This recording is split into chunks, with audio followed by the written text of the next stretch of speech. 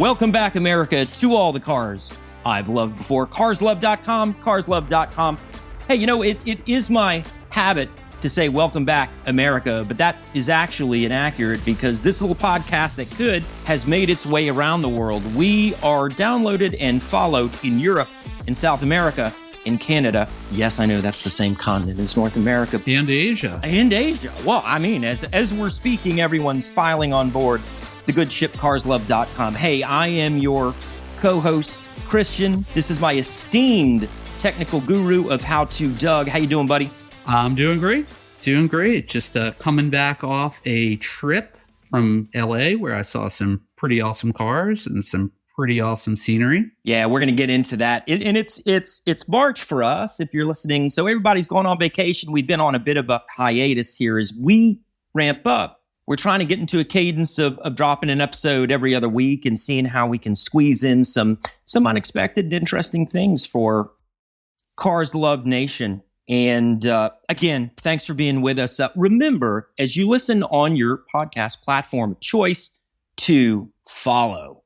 Download the episode, to follow, and to work your social network, okay? So if you like what you're hearing, please share. That's how we get these analytics, this information that flows to us from, we're on a bunch of different podcast platforms, and once we get that feedback loop of data coming back to us, we know who is listening, what and where. So, hey, good to have you. We're really surprised, unexpectedly surprised and happy for the around the world and back again attention. So thanks for following, and please continue to boost. So that brings us to, we're really excited to have our guest here today. I just met him, and he is a friend of Doug's. So for the warm handoff and introduction, I'm going to pass the baton off over to Doug. All right. Thank you, Christian. So we're going to introduce a good friend, author, kind of a rock star, police officer, detective, dad of four, and that I know of. That he knows of. He wasn't in the military. Holy crow, love it. And he's also who I consider kind of the godfather of the DeLorean DMV group, DC, Maryland, Virginia group. And I found him on Facebook, and lo and behold, X number of months later, I end up with a DeLorean. So weird. You're not the first person for that to happen to. So, like specifically with me, like because in our group alone, Curtis got his DeLorean because of me. Jim got his DeLorean because of me, and I also helped one other person that's not in our group, that's somewhere else in the country, get their DeLorean. And it's not even like I'm trying. It's just like someone says, "Hey, I'm looking for one," and then I kind of stumble across one, and then I get them to meet up. And that's how us DeLorean people are. And guess so. You know, with that, I don't want to take anything away, but we have the wonderful, the handsome, the charming Brian Paone. Brian, you want to introduce yourself beyond the little bit that I just said? Sure. Yeah. I 5'4", 130 pounds, long walks on the beach. Tacos are my favorite food. Mint chocolate chip ice cream is definitely, burnt orange is my favorite color. I was born and raised in Salem, Massachusetts, in a funeral home. And I was in bands for years and toured, been an author for years. Trying to think what else is. Oh, I have web feet. No, if you don't know about that about me. Incidentally, we up until my fourth child was born, we were always under the assumption that I had web feet as a birth defect because my mother was taking morning sickness medication in the 70s, and then they took it off the market for having birth defects, right? Then my daughter, Edelweiss, was born, and she has the same exact toes on her 2 feet, up to the same spot than I do. So we're like, oh, maybe this is genetic, because, there's obviously something to this. So I think we could talk to Brian for 30 minutes and never get around to cars, just from that preamble that we're not talking about cars. Got. No, but, we're not even going to know this. That'll be well, part we're two. Going to have him back. I think we should have him back as a guest host too. Yeah, because you'll want to check him out if you go to carslove.com.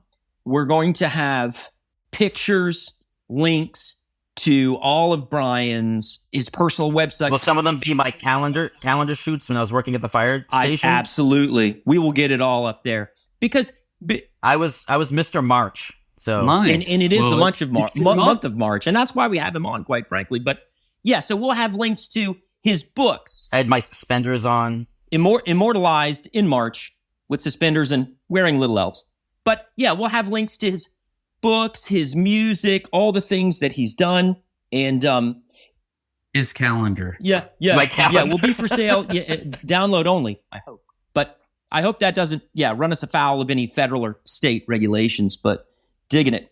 Well, Brian, it is a complete pleasure to have you. And should we start with news, or should we just kind of get into to Brian's world here, Doug? What do you think? What are we feeling today? Let's audible.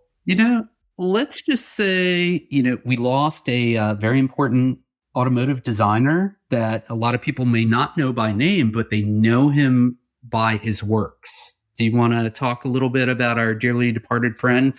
Yeah, I came across this article in motortrend.com here, and Doug and I have been talking about it today here. The great Italian designer Marcello Gandini. First off, I just want to say the name over and over. Marcello Gandini has died at age 85. Okay, and so he was the designer of several Lamborghini cars. I think by way of Bertone, was he with that design house? But anyway, he was integral in the design of the Miura in the late 60s, and I believe it's pronounced Countach. Correct. A little over a decade later, from the early 70s on. I think they made those until the early to mid 90s, when they were outrageous and then just looked like spaceships from another dimension. But interesting guy, beloved, just very beautiful cars, and his Italians. What can you say? Hey, I'm Italian. Come on, I'm a Paone. Yep. That's why we brought it up. Right. My grandfather came over on the boat when he was in his late teens. Whoa. And he hit Boston Harbor. What year would this have been? Must have been 20 something. He was because he was born in 1919, I think. Okay. And he was it must have been 1930s then, because he was a teenager. But anyway, so he hit Boston Harbor, and they were at immigration. They were trying to get him to drop using the E sound at the end of our name, Paone, right? Yeah.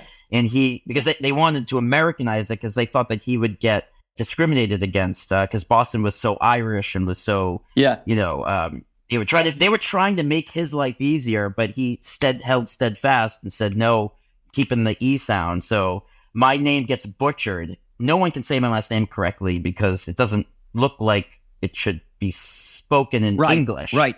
Because it's an Italian word. And it actually, in Italian, loosely translates to peacock. And our coat of arms has a big peacock in the middle. And another fun fact, on the top of our Christmas tree, we don't have an angel, we have a peacock for the name. So I just gave you a lot of information that you probably didn't want or need. Love it. And you mentioned the web feet, so maybe peacock inspired. Maybe I'm part peacock. Kind of like how octopuses are part alien, Yep. So it could be. I see the tail feathers towering over behind you, so I think the peacock metaphor is that. You're going to want to do something about that when you leave the house, pal. But no, I was just going to say that. Just because I think you're handsome and I'm trying to, show my feathers, that's all. Moving on. It's totally working for Christian. Any more talk about the legendary designer, the Italian? And we brought that up for you because we knew you were Italian. You guys know how to party. Cappuccino, designer shoes, and supercars. Oh, now I'm hungry. Thanks. Moving on.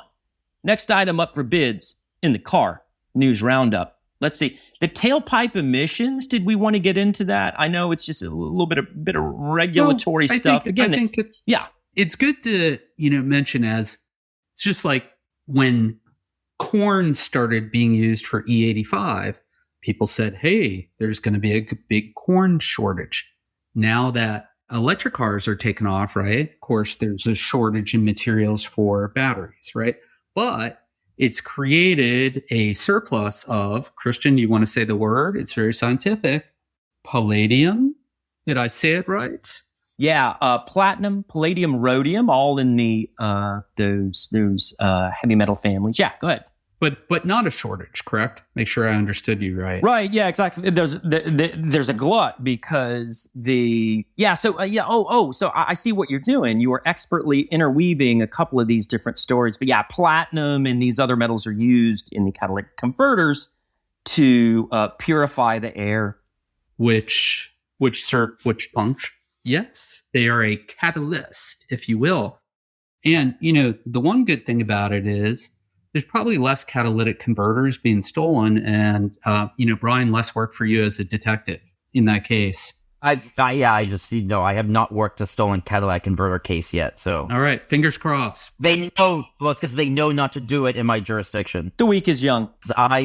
They're like, don't go over there. That guy. Dig it.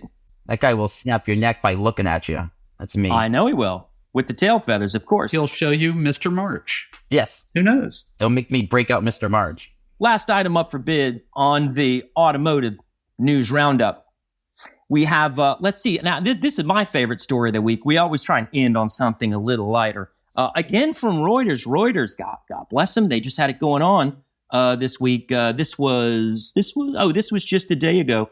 Reuters, Maserati workers to work reduced hours at Italy plant. So I guess there are a couple of ways to view this story. They, as they move into, I guess, decrease in output for one reason or another. Okay, so I know the little electric Fiat 500 has not had the demand they were looking for. This is weak demand for its fully electric 500 small car. They're just scaling back operations at the Mia Fiore plant, and that's where they make at least part of the Maseratis here. And I just and of course this is all contractual, like labor contracts being able to just kind of shut in for a little bit, but. You Italians, Brian, I can just see, I don't mind that I don't work the rest of the day. I'm going to go get my Vespa and my cappuccino and a pretty girl, and I'm just going to, do donuts around the Coliseum. Check it out, Reuters. Fun story. Yeah, not necessarily in that order. Sometimes we get the pretty girl first, and then we get the Vespa and the cappuccino. It mixes it up. If it's an odd number Wednesday, I think the cappuccino has to be first. And then if it's an even number Friday. This is why we have Brian on, because he gives us the insight. He goes beyond Reuters. So you'll want to check him out on his website. Again, carslove.com.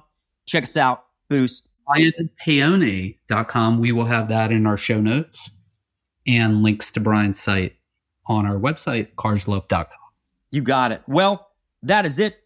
Yep, that's it for the Car News Roundup, and I'm just a frustrated John Stewart here wannabe with my daily news with the cars. But yeah, we kick it over to Doug, and let's dig in with Brian. What you got, Brian? You've heard it before, but we got maybe your first car. Let's get into, and I know it was we were talking a little bit before about the Ford Tempo, 89 blue.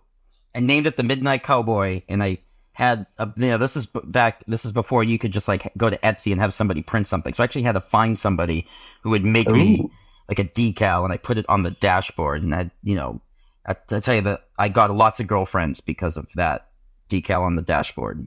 It's awesome. Dig it. So why the Midnight Cowboy? So one of my favorite bands of all time is a band called Faith No More. And they have a song called Midnight Cowboy, which is like an homage to the movie Midnight Cowboy. And so it kind of went down this thing where I'm such a music lover, and it sounded like a good name for a car, right? It's the Midnight Cowboy. Because my curfew was midnight. And I never made curfew, so we turned into the Midnight Cowboy at 12:01. I wonder if you would have called it the 1 a.m. Cowboy, if your parents would have given you a little grace, but yeah. I got my back broken a few times. I think I would have shifted to the KLF and did like the 3 a.m. Eternal Cowboy, if you remember the KLF song. Brilliant. I was singing that the other day. Yeah. Oh, I sing it every day. I sing in the shower. It's my favorite thing. Where did the car come from? The Tempo. DeLorean or the Ford Tempo? Oh. No, the Tempo. Let's stay with the first one, yeah. My dad, owned a franchise, an automotive repair shop franchise. And he had a customer who came in with the car. The amount of work that it needed to be done was beyond like what they wanted to pay for it, because the car was worth less. My dad offered them some ridiculous low amount of money. $200. Yeah. Yeah. I was like, you know what? I'll sign the title. I'll pay you to stay here. And he fixed it up and gave it to me as my first car. I like that. How long did you have the car for, Brian, the Midnight Cowboy? I had it for quite a while, and every time it broke, we would keep fixing it. I was like reluctant to let it go, even though I probably should have, put it into its grave way before we did. I mean, I pushed that car a lot further than I should, but I was so proud of it, right? That was the Midnight Cowboy. How could I let that, I've even named all of my patrol cars as a police officer, which is, so obviously I have a problem with like naming my cars, so. I understand. Not my first car, but one of the first cars I drove was a 88 white Ford Tempo that my dad had bought. So, and that was the most aerodynamic car we had in the house versus the brick Oldsmobiles. It was quite a departure. Got to reduce the drag. Yeah, we had like a Buick Regal and I think an El Camino at the time. Nice. I don't know. It's so long ago, but. So what happened to that car, Brian? Is there a story? I think it finally broke down to a point where my dad looked at me and said, we've hit the point where it's safer and probably cheaper for you to buy another car.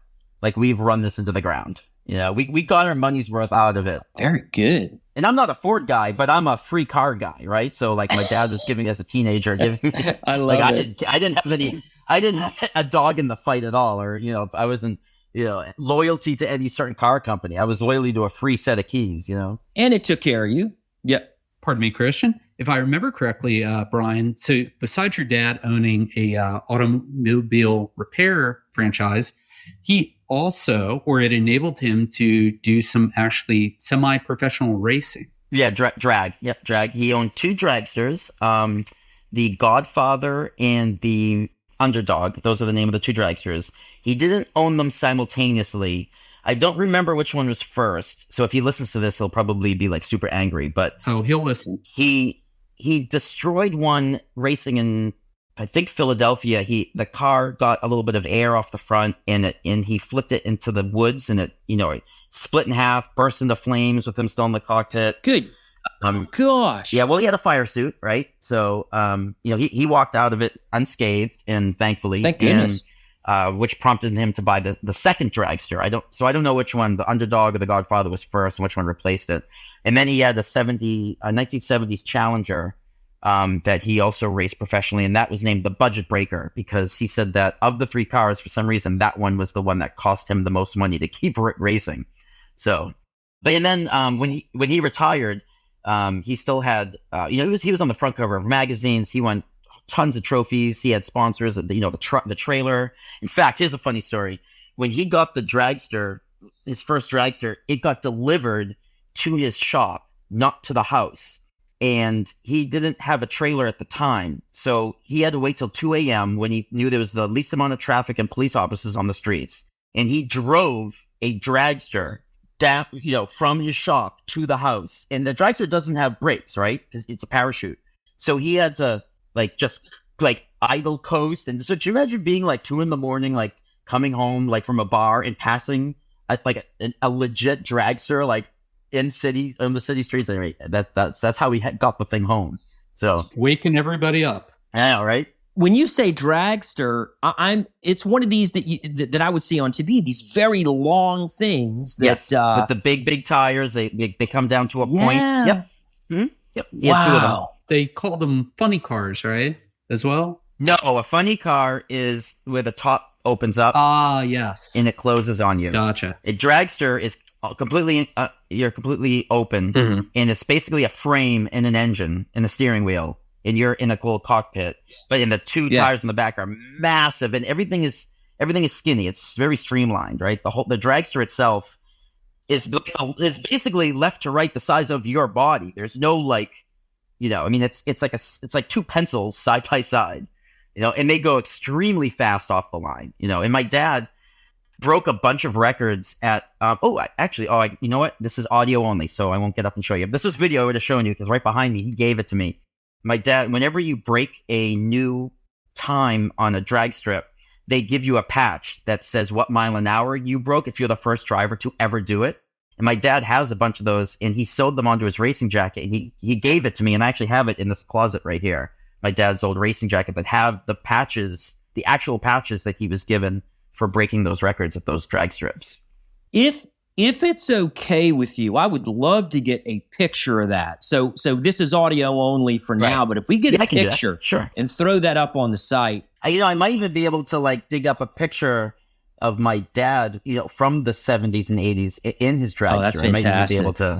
We'd love to see your dad. But so when he retired, he's still involved, because when you're a drag racer, you kind of have like a home base, like a home stadium, so to speak, like the home team. And his was New England Dragway in Epping, New Hampshire. And when he retired, he used to go then be the starter, be the one that, hits the button to start the tree. And ISO was allowed to go up in the tower and watch from the tower where the announcers were. And then when I got even older, he would allow me to come down and start some of the races with him standing next to me. So like I would be this like little kid side by, in between the two, whatever was racing that day. And I'd get to press that button. Yeah. So that was kind of cool. What a memory. Growing up in the pits. That is wonderful. Yeah. So the just real quick, so the dragsters, was he going for quarter mile top speed or? It's quarter mile. Okay, gotcha. Yeah.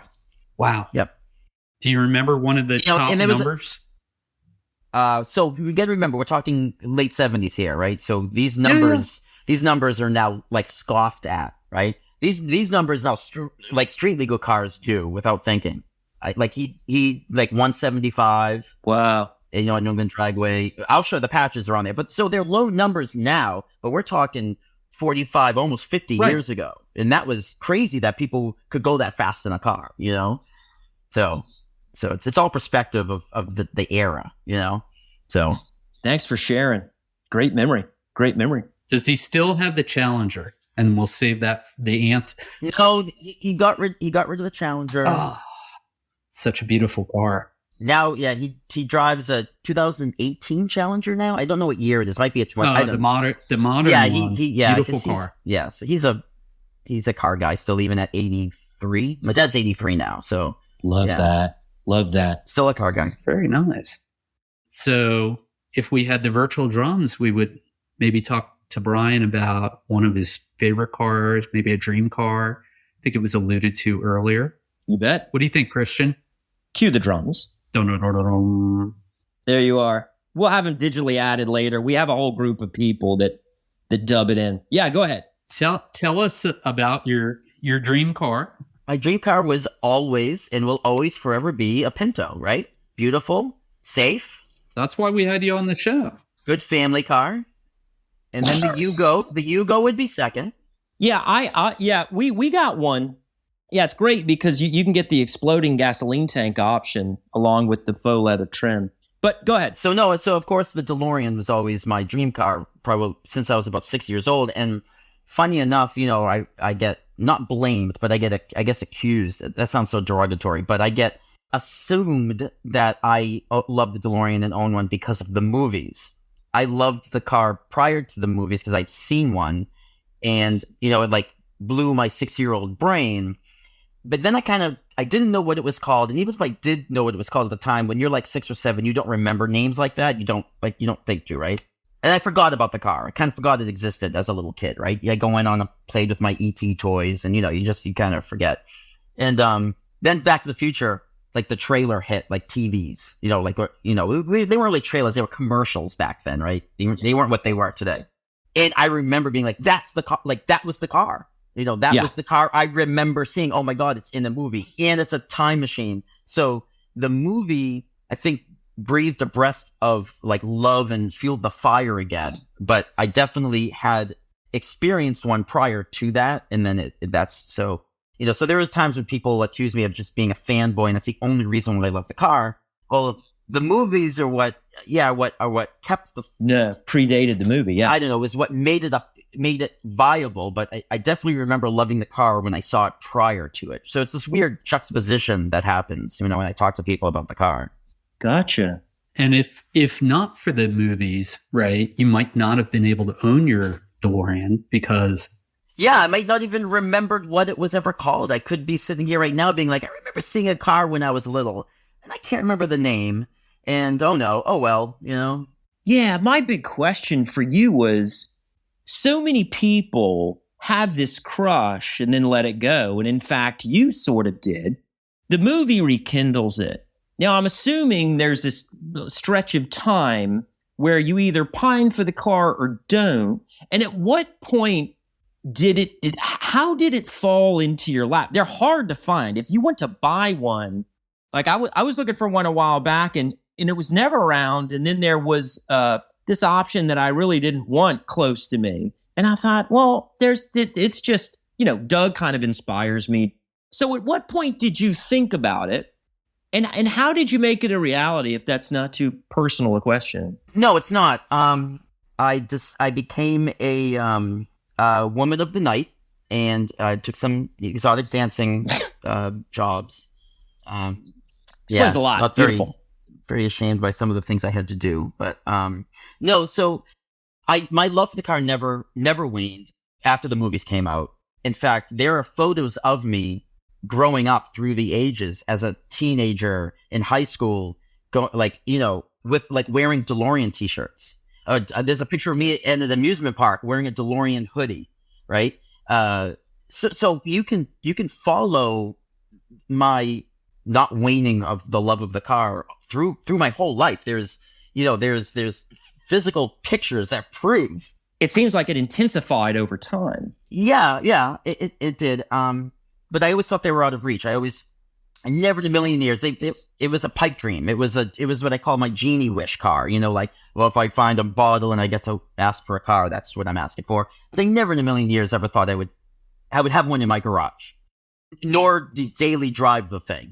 So it's a daily driver for you then? Mine's my daily. Yeah. The only time I don't drive it is because I have 4.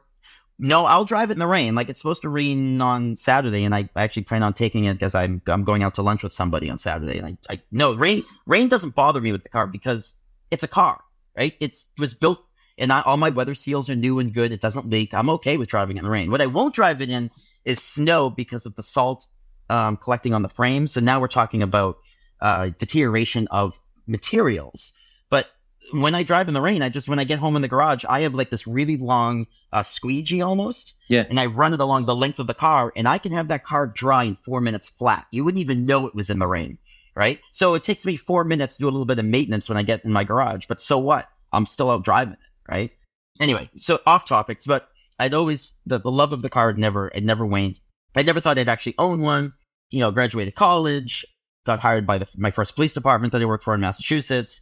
Was kind of Google, Craigslist was still kind of new. This is 2002, about 2002. So, we're still trying to figure out the internet, what you can do with it.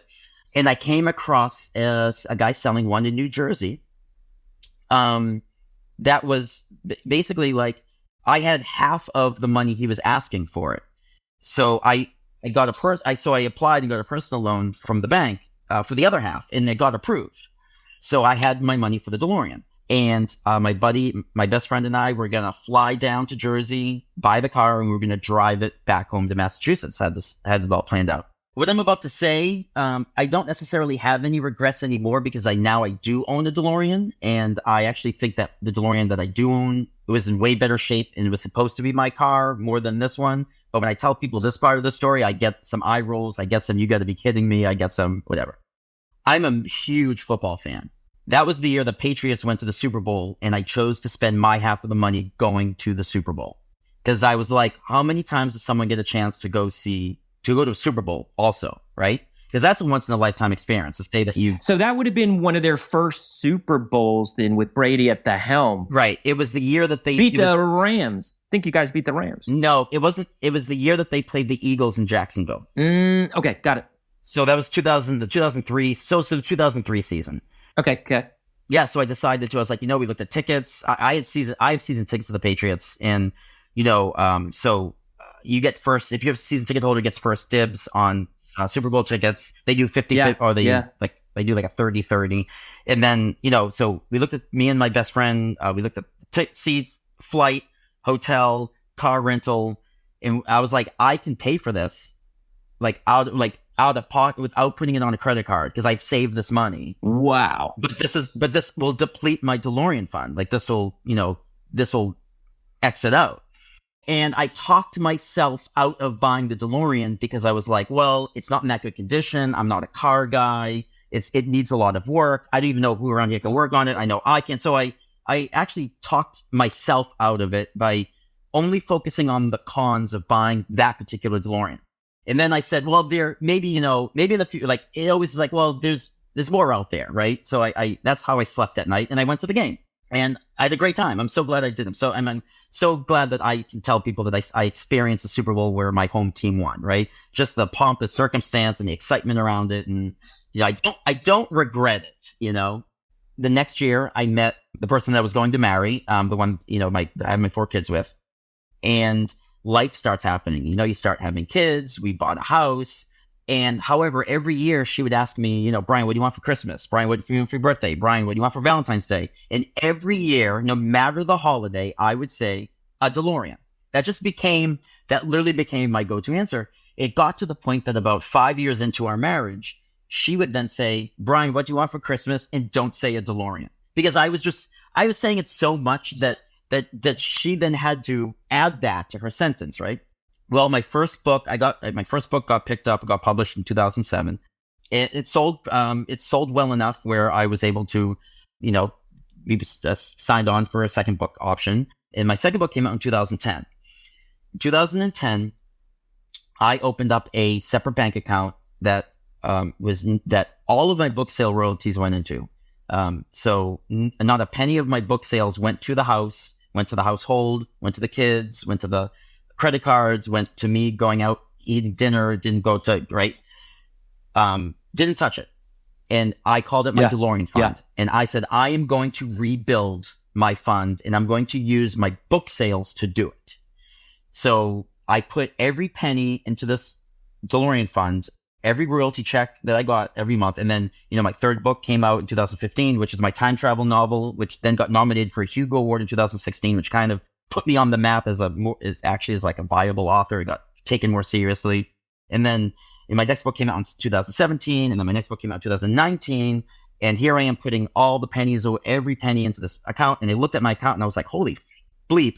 I don't know if I'm allowed to swear on this podcast, but I have enough money, to where I can go buy what the DeLorean prices are right now. Like what they're going for, I've hit it just by selling books for the last 9 years. And that's impressive. Yeah, so that's impressive. I started looking. I do not know how to drive a manual, as we were talking about.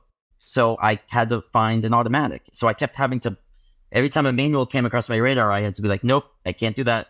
And then a lady in Traverse City, Michigan, puts her automatic 1981 DeLorean up for sale only on a website called DMC Talk. She did not put it on eBay. She did not put it on Facebook. She did not put it on Craigslist. She only put it on DMC Talk because she only wanted a real, DeLorean fanatic to buy her car. Because when you put a DeLorean up for sale on eBay and Craigslist, people call, they say they're interested, but really all they want to do is take a test drive in DeLorean, and then you never hear from them again. So she knew, and I saw the ad, and I was like, holy shit, it's an automatic. I couldn't believe it. And it was within, I had the money. I could pay in cash. I didn't even need to find a bank to meet me halfway like I did. So that's a very long story of how I got the car. Wow, man. What a great story. And goodness. Well, did we have any follow-ons, or we're well past time? We're just scratching the surface. My God, we're just scratching the surface. I think a teaser. Now, Brian, you told me, admittedly, I know some inside info because I'm in the club that you are a co-founder of. I wasn't around to experience it, but you have a special shirt and there's some flames on it. And it's not from a DeLorean doing time travel in a parking lot. You alluded to not being a mechanical guy. That's more of your dad. You alluded not driving a stick shift. But so there's a story here, and every car tells a story, and you're hopefully my ribs are going to be hurting as hard as yours probably were when this happened, or at least after the fact. But tell the listeners about the fire. I've set the car on fire twice. DeLorean fire? Yeah, the first one I think happened before your time. No, I've set my car on fire twice, both with electrical snafus, because I'm stupid and I think I can do it, And so the first time was I decided to change every single relay, every fuse in the compartment, the fuse box compartment, right? So all the relays and fuses are in the same compartment, and I just bought every single one new. Some of them I bought from Dave McKean, who's in the DeLorean world. He does solid state relay upgrades. And some were just, bought Volvo or, Bosch. But I wanted new ones. Like, even if they were working okay, I said, I want to redo the entire thing. What my mistake was I removed every single one and didn't replace them one by one. Like, I didn't pull one out, put a new one in. Pull one out, put its replacement in. I stripped the whole compartment and then went, I don't know what relay and fuse goes to what connector. So I'm going to guess. Well, I plugged in a electrical component into a relay that was way off the voltage that it should be. And I buttoned it all back up. And I'm in my driveway. I look over, the inside of my car. Cue the ominous music. Is completely engulfed like a fishbowl of that white electrical smoke. It's seeping out of the car. The car looks like it's just, and I panic. And I don't know what it is, but I know it's something I did in the fuse box. So I open the door. You know where our battery is. It's underneath that fuse box. And so my first reaction is kill the battery. Stop letting power go to it, right? But the problem is after the smoke cleared out, I still didn't know which one it was because I'm looking at what I thought was correct. So I'm like, well, what do I do? So I had to keep unplugging one, turning the battery back on, and waiting for it to smoke again until I found the one that I had messed up on. Ay, that's harrowing. Yeah. Goodness. It was very harrowing, right? And then the second time I did it, I installed LED halo headlights. I took out the stock headlights and I installed LED with the amber halo. And those, in order to have an amber halo, it's a separate set of wires that you have to splice and tap into your side markers. So when you put your running lights on, the halos glow, right? Because when you put on your parking lights, that's the side markers glow. That's how it works. Gotcha. So that's what you tap into. So it gives them power. Right. What I didn't do is I guess I left, I don't know, quite know still what I did, but I must have not put electrical tape on one of the splices or left something exposed because I had the running lights on for quite a bit of hours while I was driving around. And I get to a gas station and the entire front of the car was engulfed in that white electrical smoke again. And it short-circuited all my lights. I had no brake lights, no directionals. Like, it just fried everything. And when I went in there's a whole clump of wires all melted together. And I pinpointed it down to one of those halos that was supposed to splice. I just wonder if because I don't really know what I'm doing, is operator error. But so I had to replace everything. I had to get new headlights. I had to buy new wiring, and I'm not, that was awful. But those are the two times that I have, so someone made a t-shirt for me that I wear on tech days. That's my car upside down with flames. And on the bottom, it says, looks about right. Well, nice. Well, we've all made our mistakes on our DeLorean. I haven't set mine on fire, but I did cause it to overheat in my driveway. So that's a special one for another day. Yeah, Brian, let's keep it at 2 times. No third time's a charm for that, bud. Well, I think it's time to wrap up. This is our longest episode by far. Time flew by. And yeah, it's been so wonderful to meet you finally, Brian. Heard a lot about you. Thanks for taking the time, man. And again, check us out. It is no truer than what you've heard here. Every car tells a story. And even if you're not a car person and don't think you have a story, by way of your automobiles, guess what you do? Some of our best guests have told us exactly that. So, hey, if you want to join the discussion, please email me, Christian@carsloved.com or Doug@carsloved.com. Check us out on your podcast platform of choice, To All the Cars I've Loved Before, or at our website, carsloved.com. I think that's it, Doug. Any final thoughts? No, just let's not forget there's a feedback form. You can also just fill that in, give us some feedback. And if you want to be on the show, let us know. Contact us. We're totally open. Referrals are appreciated. As Christian said, if you like us, click follow. If you want to do a review, even better. But we're growing. We love the attention. We love hearing people tell the stories because, as Christian said, every car tells a story. And we're going to have Brian back. You got it. This will not be the only DeLorean story. That's our teaser. Oh, we'll have more. We'll have more in queue. Hey, Brian, again, great having you, pal. Let's have you back soon, okay? Oh, thanks for having me. Absolutely. Appreciate it. Thank you, guys. All right, brother. Appreciate it. If you are in Asia and you want to be on the show, if you are in South America and want to be on the show, if you're in Europe and you want to be on the show, if you are in Antarctica and you're a penguin and you had a black and white car growing up, contact us, carslove.com. To all the cars I've loved before, every car tells a story. See you next week.